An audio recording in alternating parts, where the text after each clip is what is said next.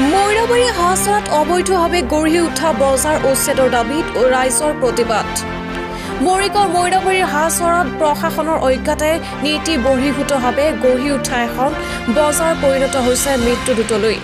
অবৈধভাৱে গঢ়ি উঠা বজাৰখন বন্ধ কৰিবলৈ জিলা প্ৰশাসনে জাননী জাৰি কৰাৰ পিছতো একাংশ ব্যক্তিৰ মতালিৰে চলাই আহিছে বজাৰখন, যাৰ বাবে চৰকাৰী ৰাজহ সংগ্ৰহৰ ক্ষেত্ৰত বিপদত পৰিছে প্ৰশাসন।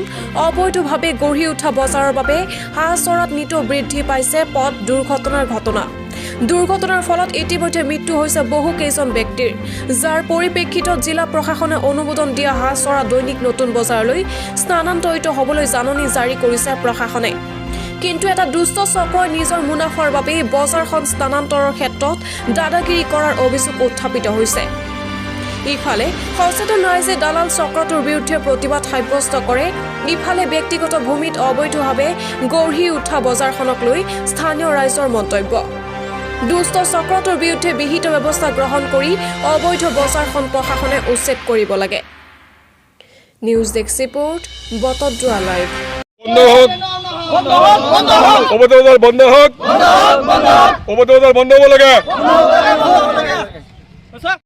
অবৈধ বজাৰ এইটো বজাৰত মানে 2 দিন পিছে মানুহ জাম লগাৰ কাৰণে এক্সিডেণ্ট হয়। যোৱাকালি যিজন এক্সিডেণ্ট হৈছে এইজন আমাৰ ককাই হয়, GMCত আছে বুলি জানো, আৰু আইচুত আছে। এই মৰু অৱস্থাত অৱতীৰ্ণ হৈ আছে। গতিকে এই বজাৰখনৰ লগত আৰু এজন চৰকাৰী বজাৰ আছে। এইখন বজাৰত মানুহ মানে এই চব্জি লৈ আহিলে কিছুমান দালাল শ্ৰেণীৰ মানুহ আছে, মানা কৰে। আৰু মাছ বেপাৰী আহিলে কয় যদি মাছ বেপাৰী আজি যাওঁ বজাৰত এইটো নহয়, কালিৰ পৰা আমাৰ বজাৰত বহিব নোৱাৰিবি। এনেকৈ বাবুকি কেইজনমান দালাল শ্ৰেণীৰ মানুহে এই বাবুকি দিয়াৰ কাৰণে বেপাৰীবিলাক নাহে। তাৰমানে অবৈধভাৱে বজাৰটো চলি আছে। অবৈধভাৱে বজাৰখন চলি আছে। আপোনালোকৰ কিবা স্থায়ী বজাৰ আছে নেকি? স্থায়ী বজাৰ আছে আমাৰ ইয়াত। সেইটো মানে অবৈধ বজাৰ মানে ৰাস্তা কিনাৰত দিছে। ল'ৰা ছোৱালী, স্কুলৰ ল'ৰা ছোৱালী জাম লাগে, সৰু ল'ৰা ছোৱালী ইফতাৰৰ কাৰণে জাম লাগে। মানুহ এই কেইদিন মূৰে এজনৰ মৃত্যুমুখত পৰি এক্সিডেণ্ট হৈয়ে থাকে কেইদিন পিছে।